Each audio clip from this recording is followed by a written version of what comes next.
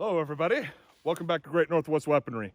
This is Thomas, and today we are taking a look at the almighty garbage rod, the Mosin Nagant 9130, defender of the motherland, crusher of fascism, the beast.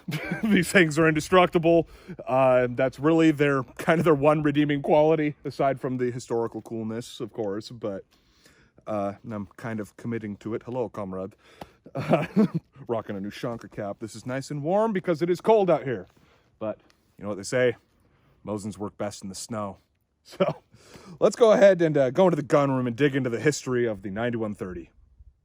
So now that we're out of the freezing cold, I've been able to shed a few layers, take off my Ushanka cap. I kind of miss it.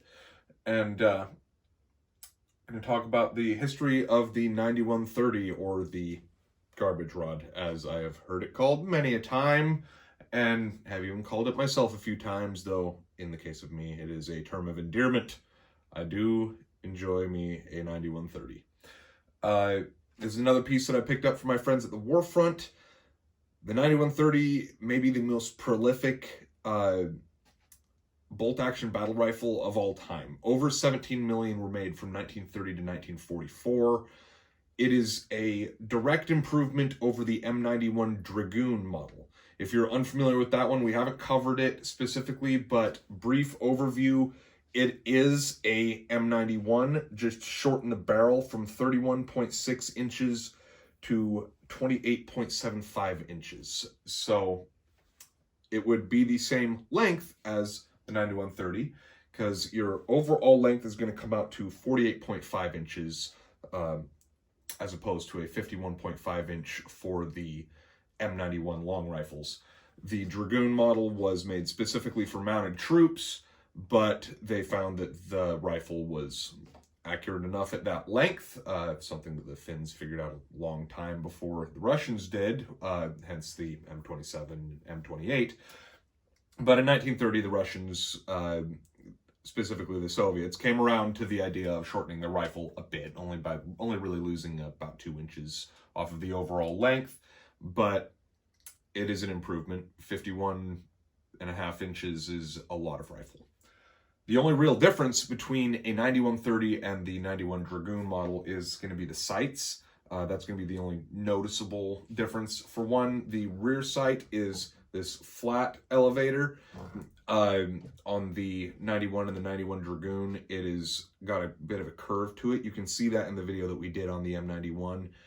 And also the ramp that it sits on is notched. It's kind of a ladder ramp rather than an arched ramp like so. And then the front sight on the 9130 is hooded. It is not on the 91 and the 91 Dragoon model.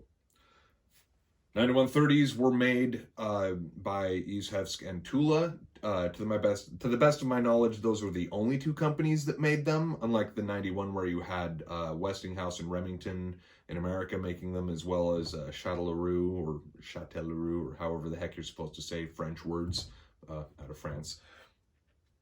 The 9130, as well as the 91 Dragoon model, were in-house Russian-made rifles. You will see them with hex receivers sometimes. This is a round receivered example. This is also, I should mention, this is an Izhevsk. We'll look at how you identify that here in a minute. 1939 dated, so it's possible that this rifle saw use in the Winter War, which was winter of 1939 through early 1940. So definitely a cool little side note there. The round receiver is definitely less desirable than the hex receivers. A lot of the ones that you see that are hex receivers were originally made as a 91 Dragoon, but then they just got the 9130 sights upgrade, thus bringing the gun up to the 9130 sights standard. You can see the stocks in a lot of different variations. To the best of what I can tell, this is a wartime stock. It's got the cheaper variant of the slots in it. You'll see most of them, or a lot of them anyway, have a metal lining all the way around on both sides that's screwed in. And yeah, let's go ahead and take a look at how to extract the bolt on this thing and some of these markings, because really it's about all we got for the history on this thing. Before we look at the markings too close, it's worth mentioning the bayonet for this thing. We haven't actually shown this yet in this video, aside from it just sitting there and me neglecting to mention it.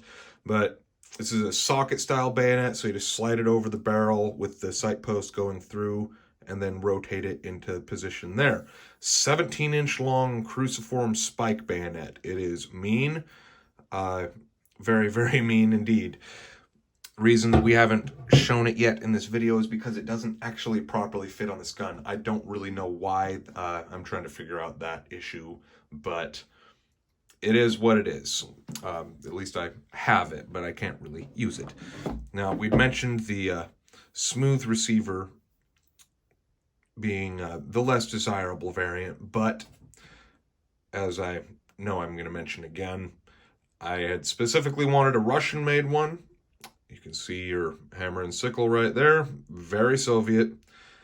And I didn't want one that had any markings of any other nation. I wanted one that was purely Russian, so this was the gun for me.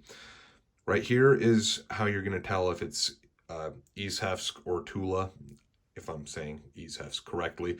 The triangle with an arrow inside, Izhevsk, however the heck you say it. I don't know. I don't speak Russian. Star, Tula.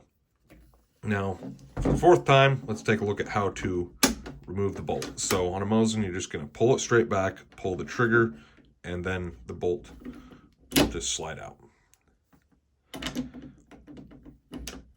And then you can just put it right back in. You don't need to do anything fancy. You can safely drop the hammer by pulling the trigger and putting the bolt back into place.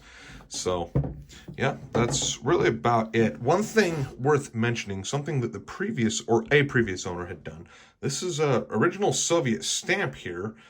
I don't really know why they put it there, but it's kind of cool, so I'm just leaving it. But little souvenir from a previous owner. Let's go back out into the snow and the ice and put a few more rounds down range. So for the umpteenth time, we're going to look at how to load a Mosin Nagant. We're using steel case ammo today because it's what I could find. This is Red Army standard, some 7.62x54mmR stripper clips. So just open your bolt, plop that in there. This is going to be harder with a gloved hand, but we'll see if I can pull it off. Pull up on that top bullet and shove in. And looks like it worked. So pocket that. And you can't easily close a bolt on a Mosin over a loaded chamber, so if you're going to carry it loaded, you would engage the safety like that. And this is really easy to get a hold of, even with a gloved hand. This is actually my first time shooting this rifle with gloves, but it's going pretty well so far. So let's go ahead and take this next 5.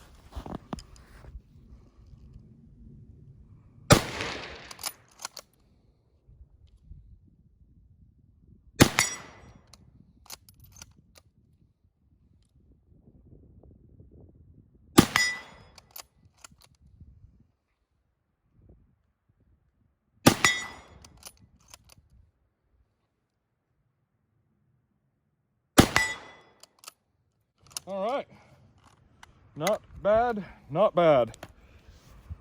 This thing's a lot of fun, guys. I've been meaning to get my hands on a actual Russian Mosin Nagant for a while. This is another one that I picked up from my friends at the war front. Believe we already mentioned that, but they had a ton of Mosins, and this was one of one that did not have finish markings on it, and I very specifically wanted Russian, not finish. So got what I wanted, and as such, we are going to very soon be doing a versus video between this and the Finnish Mosin, both the M38 and the M39 for to represent both the Winter War conflict and the continuation war on the Eastern Front in World War II. So, hope you all enjoyed this video. It's been Thomas with Great Northwest Weaponry, and I will see you next time.